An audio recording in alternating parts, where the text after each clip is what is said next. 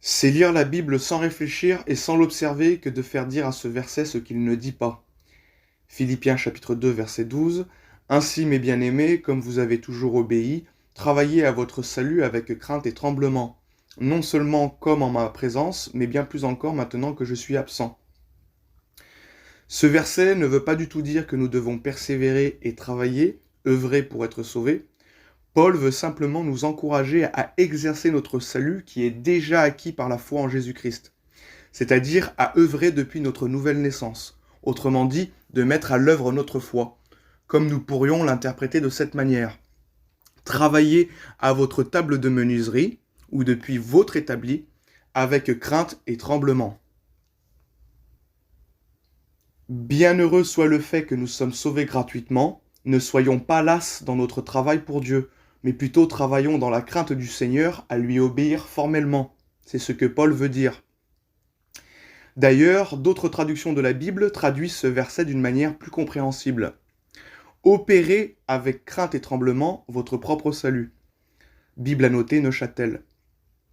Mettez en œuvre votre salut avec crainte et tremblement. Nouvelle édition de Genève 1979. Quoi qu'il en soit, le sens en reste le même avec la seconde 1910, c'est juste que le style littéraire est plus difficile à comprendre. Il n'est donc pas dit travailler pour votre salut, mais à votre salut, c'est-à-dire de votre salut. Travailler à votre salut ne veut pas dire travailler pour le salut, mais plutôt travailler de votre salut, c'est-à-dire depuis votre salut, depuis ce salut qui vous est donné par grâce au moyen de la foi, depuis notre établi, depuis notre table de menuiserie, à notre table de menuiserie. Nous devons œuvrer par la foi, depuis la foi.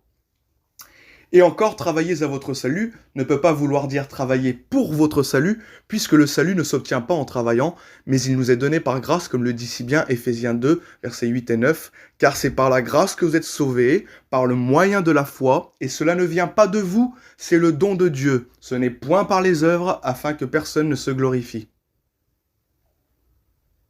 Selon Paul, les Philippiens ont donc déjà le salut, et il leur demande tout simplement de travailler depuis cette base. Il leur demande d'exercer leur salut, de le mettre en œuvre en travaillant avec crainte et tremblement.